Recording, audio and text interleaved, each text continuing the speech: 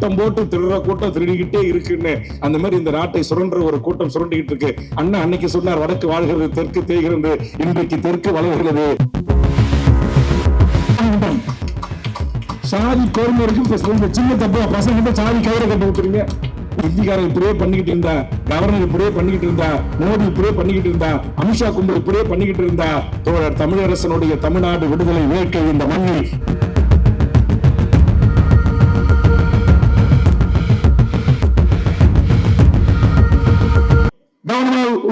கவனிங்க.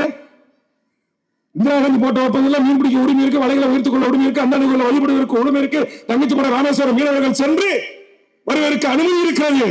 ஆனால் எமர்ஜென்சி காலத்தில் 76 இந்த நாட்டுடைய 2 செயலாளர்கள் போட்ட ஒப்பந்தம் தாண்டா சொல்லும், பிரதமர் 2 பேர் போட்ட ஒப்பந்தம் செல்லாதுன்னு சொல்லிட்டான்.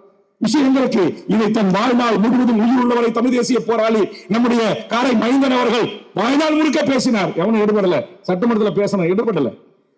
அப்ப அந்த திருமா போன்றவர்கள் அறிவார்ந்த அரசியலை நாடாளுமன்றத்திலும் மக்கள் மன்றத்திலும் பத்திரிகை ஊடகத்துறையிலும் எடுத்து வைக்கின்ற நீங்கள், என் அருமை சகோதரன் கே எம் ஷரீப் போன்றவர்கள், தனியரசு போன்றவர்கள், இவங்களுக்கு என்ன ஆசைன்னா என் கூட இங்க இருக்கிற இந்த கூட்டம் உள்ள இல்லையேன்னு தான் வருத்தமா இருக்கு.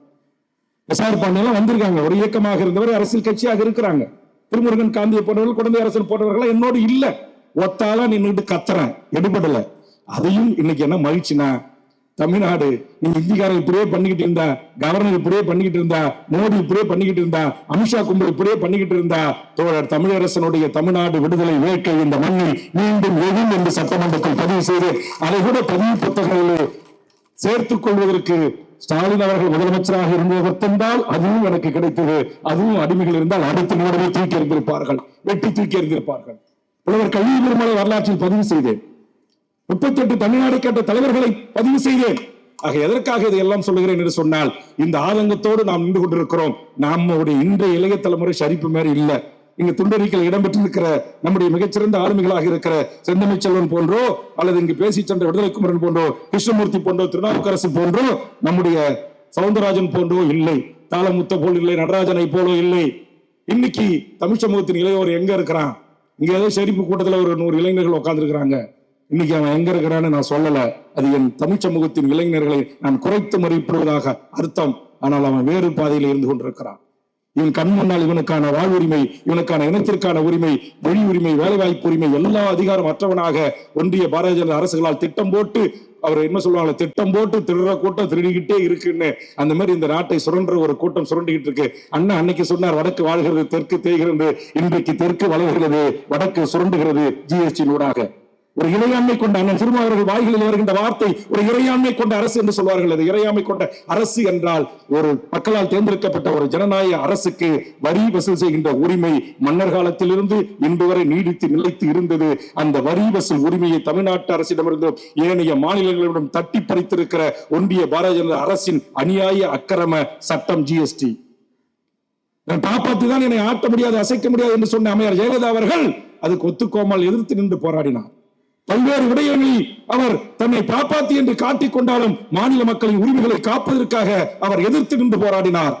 அதுபோன்று தலைவர் கலைஞர் அவர்கள் போராடினார், அண்ணா அவர்கள் போராடினார். திராவிட நாடு கேட்டாங்க, சுயாட்சி கேட்டாங்க. அண்ணா கடைசியா சொன்னாரு, நாங்க கேட்ட அந்த கோரிக்கை இதுக்கெல்லாம் கேட்கறதுக்கு என்னென்ன அடிப்படை காரணங்கள் இருந்ததோ அது இன்றும் இருக்கிறது என்று சொன்னார்கள். இப்போதும் இருக்கிறது, 50 ஆண்டுகளுக்கு பின்னும் இருக்கிறது. ஆக இதையெல்லாம் கருத்தில் கொண்டு நாளைய இளைய தலைமுறை நான் இந்தி என்கிற மொழி திணிப்பை நாம் எதிர்த்து விட்டோம். இன்றைக்கு எல்லா இடங்களிலும் நான் கேட்கிறேன், அண்ணன் திருமா உங்களை தயவு செய்து கேட்கிறேன், இங்க இருக்கிற ராமகிருஷ்ணன் போன்றவர்களை சமீப காலமா அவங்க எல்லாம் சேர்ந்து 10 ஆண்டு காலத்துல பிஜேபி ஆட்சிக்கு வந்த பிறகு தமிழர் வாழ்வுரிமை கூட்டமைப்பு எனக்கு தெரிந்த 500 போராட்டங்களை எடுத்தோம். ஒரு போராட்டம் 2 போராட்டம் இல்ல, இங்க இருக்கிற அத்தனை தலைவர்களும் கடந்து கொண்டான். அதையெல்லாம் திரட்டி திமுக ஆட்சிக்கு ஒரு காரணமா அமைஞ்சது. மோடியும் எடப்பாடி வீட்டுக்கு அனுப்ப வேண்டும் என்ற லட்சிய வரியோடு பல்லாயிரக்கணக்கான மக்கள் ஒன்று திரண்டு போராடினா.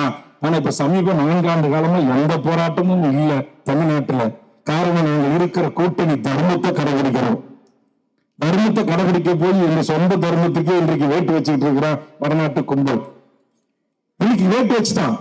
இன்னைக்கு தமிழ்நாட்டுல நான் கேட்கிறேன், அந்த திருமணம் வைத்துக்கொண்டு இந்த மேடையில கேட்கிறேன், இத்தனை பத்திரிகை ஊடகம் இருக்கிற இந்த சென்னை தலைநகரத்துல இங்க உட்கார்ந்து இருக்கிற இந்த பூர்வகுடி மக்கள் கிட்ட இருந்த உரிமை, வணிக உரிமை, வேலைவாய்ப்பு உரிமை, தங்கம், வெள்ளி, இரும்பு, எலக்ட்ரிக்கல் எலக்ட்ரானிக் கூட்ஸ், அடுக்குமாடி குடியிருப்பு, auto finance, two wheeler finance, ஏதாச்சும் ஒண்ணு இங்க உட்காந்துருக்கவங்க கிட்ட இருக்கா சொல்லுங்க. காசி செட்ல இருந்த கடை, இங்க பிளாட்டோல இருந்த முஸ்லீம் கிட்ட இருந்த இரும்பு கடை, ஈரோட்ல இருந்த மஞ்சள் வணிகம், யானூர்ல இருந்த முந்திரி வணிகம், இன்னைக்கு என்னுடைய ஆச்சாரி கிட்ட இருந்த கொலுசு, சேலத்துல யாருக்கு, அந்த சேலம் மாநகரம் யார் கட்டுப்பாட்டுல இருக்கு? இந்த அரசியல கம்யூனிட்டி கேட்டு போட்டு தமிழர்களை நாய போல வச்சிருக்கானா இல்லையா? இதெல்லாம் குறித்து பேசுறதே இல்லை. ஓட்டு மட்டும் இந்தியில அடிச்சு போஸ்ட் கேட்டு ஓட்டு போட்டா போதுமா? தமிழகத்தில் என்ன இருக்கு உனக்கு? என்ன உலகத்துல என்ன இருக்கு? ஒண்ணுமே கிடையாது. 68 குறியீடுகளை தமிழ்நாடு அரசு ஒன்றிய அரசு பெற்றிருக்கிறது. நேற்று 100 பலாப்பழத்திலிருந்து முந்திரி பயிருக்கு வரையிலும் இன்றைக்கு புவிசார் குறியீடு வாங்கியிருக்கிறோம். அந்த புவிசார் குறியீடு குறித்து ஆய்வு செய்த போது அந்த 68க்கும் முதலாளி போற வடநாட்டுக்காரர் இருக்கானா இல்லையா? நகர் மாம்பழம் இன்னைக்கு யாருது? போரமகள் யாருது? சென்ட்ரல் பிளாசா யாருது? ஐநெக்ஸ் திரையரங்கு யாருது? சிட்டி சென்டர் யாருது? ஒரு பச்சை தமிழ், ஆதி தமிழ், இஸ்லாமிய தமிழ், கிறிஸ்துவ தமிழ், தேவேந்திர குல வேளாளர், சேர மன்னர்கள், சோழ மன்னர்கள், நாங்கள் ஆண்ட பரம்பரை எங்க பங்காளி மாநாடு நடத்த போறாங்க. என்னடா இருக்கு உங்ககிட்ட? என்ன இருக்கு உங்ககிட்ட? சாதி பெருமை இருக்கு. சின்ன தப்பு பசங்க சாதி கயிறை கட்டி விட்டுறீங்க. இப்ப இவன் முஸ்லீம், இவன் கிறிஸ்துவ, அவனை வெட்டு, அவனை குத்து, அவனுக்கு பாங்குவாத விடாத, அந்த சர்ச்சை இடி.